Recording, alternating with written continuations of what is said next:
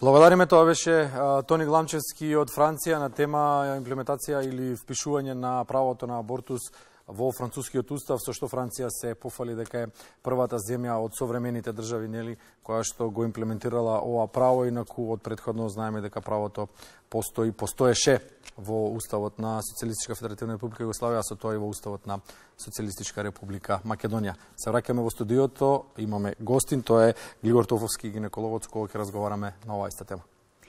И истото право ќе надополниме дека е пренесено во Уставот на Република Македонија од 91 во член 41, кој вели правото на човекот слободно да одлучува за создавање деца. Републиката, поради согласен економски и социјален развој, води хумана популациона политика.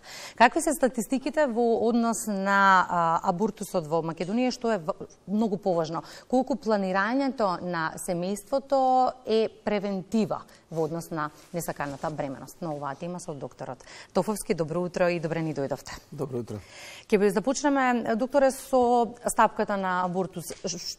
Колкава е и во колкав процент? Зборуваме сега за официјалната статистика. Неофицијалната ќе ја дискутираме подоцна. Да, ја би се надоврзал тука се на претходниот колега ваш кој збореше од Франција. Значи во глобала би требало колку повеќе се употребува контрацепција, толку повеќе да се намали стапката на прекина несакана бременост, односно на абортус. Тоа би требало да се изведе на начин на кој што државата ќе ги стимулира овие мерки, значи ќе обезбедува бесплатни кондоми, ќе овозможи на тие категории пациентки кои што сакаат да го определат и да си го решат својот број на деца, да го решат на таков начин што ќе употребуваат контрацепција и ќе имаат планирано семејство. Значи тоа затоа и постои тој термин планирање на семејството. Ако ја видиме статистиката од, да кажем, нашето осамостојување од 90-тите години, во првите години, затоа што сите абортуси се случувале во болниците, се уште, значи, под едно такво влијание општествено кое што дозволувало право и дури овозможувало покривање на услугата, се тие негде во исти рамки. Например, ако имало 24.000 раѓања, имало преку 20.000 абортуси, прекини на бременоста. Тоа не е начин на планирање на семејството, само тоа да го објасниме за нашите гледачи. Тоа е фактички принудно пациентката сака жената да таа бременост не биде во тој период, сака да се реализира како мајка, како жена, како, да кажеме, личност од кариера, како едноставно животни услови кои што ги има, и државата и тогаш и сега овозможува, тоа ќе спомнеме како е во сегашноста, овозможува многу либерално во Македонија да го одлучи да го има тоа право. Апропо статистиката, сега бројката на абортуси, например, е многукратно помала. Меѓутоа, ние во тие бројки, искрено кажано, не веруваме, затоа што голем дел од абортусите не се пријавуваат регуларно. Каква е процедурата? Ја споменавте предмалку за оние жени кои што своеволно одлучуваат да се одлучуваат на оваа одлука. Значи, ние во македонскава историја, законодавна, поминавме неколку аспекти. Значи, прво, законот беше либерален, до 12-та гестацијска недела, секоја жена можеше слободно да одлучи. Понатака од 12-та до 24-та имаше комисија која што решаваше за прекинот на бременост, меѓутоа беше, значи, во голем дел оставена една слобода на жената да одлучи. Потоа имавме еден полош период законодавно, во кој што, за жал, и пратенички гласа за закон кој што ги ограничуваше овие права, наметнуваше други ограничувања во смисла на денови, ултразвуци, слушање на бебето, присуство на мажот за прекинот на бременоста. За среќа тоа е минато, 2019, повторно се вративме на овие основни постановки со кои што еве се гордееме уште од 74-та, да жената може сама да одлучи до 12-та недела од различни причини, значи без да ги образложува, до 22-та со образложување на причините да легално го изврши прекинот на бременоста. Гледате тој период, например, во Франција до 14-та недела, кај нас е уште подолго. Она што Гламчевски го кажа како ограничување, тоа во денешното време и не важи толку многу, дали има анестезиолози, болници и сето тоа. Ние дозволивме со законот и понатака со клиничкото упатство, што е, значи, официјално и од Министерството за здравство, да се прави најбезбедната метода за прекин на бременост, од Светската здравствена организација, тоа е медикаментозниот абортус. Ке се задржам на медикаментозниот абортус. На вебсајтот ваш тоа е една од најпребројуваните содржини, што повлекува многу прашања. Од една страна, колку жените и девојките се информирани за оваа процедура, кои се ризиците, кои се може да ја користи?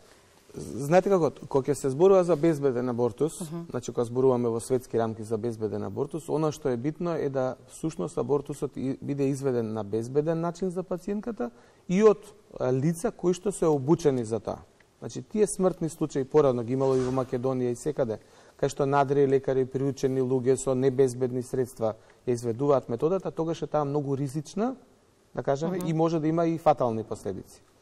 Хируршкиот абортус, изведен во болница, значи изведен во установа кај што сите услови за стерилност и за знаење на методата од докторот се присутни, е многу побезбедна метода дури од раѓањето. Значи за нас е поголема возбуда и стрес раѓањето отколку прекинот на бременоста. Медикаментозниот абортус на тоа додава уште една друга димензија, дека нема потреба, тоа е начин кој што го на некој начин имитира природното прекинување во случај да бременоста не се развива добро, значи завршува со абортус сама по себе, го имитира тој начин на завршување на бременоста и повторно тука е многу битно докторот што ги препишува лекарствата, едно да знае која е нивната правилна употреба, затоа ние организиравме многу курсеви и обуки низ цела Македонија да ги научиме докторите како правилно се употребуваат лековите, затоа што лековите дадени неправилно исто така ја ставаат жената во фактор ризик. Друго е самите пациентки, самите жени, исто се трудиме и ние и други организации да ги научиме да видат што е принципот, кои се, значи, ризиците, меѓутоа кој е бенефитот доколку они на вистина решат да ја прекинат бременоста, и тоа може да го, ако има време да го прозбориме. Сусема, ако се споменавме официјалната статистика, но не неофицијалната. Колков процент отпаѓа на таа неофицијална статистика, односно жени кои што се одлучуваат на абортус не во клиничките центри? Да, тоа никој не може да го каже. Тоа навистина е тоа би биле спекулативни бројки, не би сакал во таа насока да одиме, меѓутоа она што е многу битно, значи ние што се требаме, значи како Сдружение на гинеколози и акушери на Македонија, она што сакаме и министерството и го разбира и министерството, што сакаме сите да го разберат жени, дали се у парламент, дали се било каде домакинки, дали било каде живеат, е тоа дека правото на абортус треба да е загарантирано. Согласно Законот на здравствена заштита, сите луѓе во Македонија имаат право на највисок стандард на здравствена заштита и фактички на тој начин да овозможиме услугата да е блиску до нив, значи да може да се обавува и ке матичните гинеколози до 9-та гестацијска недела и да они можат да имаат право да изберат. Или да го преформулирам, се одлучуваат ли за овој пат сакајќи да ги избегнат процедурите? Тие процедурите нема да ги избегнат, пошто секако мора да се пријават доколку се легално извршени и пријавени во институциите. Например, еве ќе ви кажам колку повеќе пациентките ја сакаат методата, а имаат право на избор. Е тоа затоа што ние на клиниката, универзитетската клиника за гинекологија и акушерство, ако до воведувањето на методата имавме 100% хируршки абортус, сега веќе 75-80% е медикаментозен абортус, само 15-20% е хируршки. Значи, очигледно прифатливоста на методата и за лекарите, и за жените е огромна. Што само на крај во две реченици, ве молам, иако имам многу што да ве прашам, колку планирањето на семејството е клучно во оваа приказна и колку сексуалното образование е важно, за тоа многу полемики се водеше. Тука апсолутно сте во право, значи тоа е исклучително важно. Значи, многу е важно од самите почетоци со сексуални односи и дури претходно да сите луѓе знаат, не само женските и машките, сите да знаат како да се заштитат и од насакана бременост и од сексуално преносливи болести.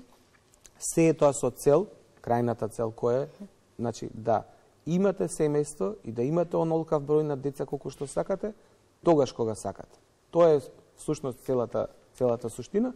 А абортусот е многу битен да е легален, затоа што во определени животни ситуации, имаме секакви ситуации, рече претходната говорничка, мајка ми не би се омажила со него ако не останела трудна и така. Значи, тоа е правото вие да изберете кога ќе сакате деца и со кого. Благодарам за гостувањето во Македонија на утре. Благодарам.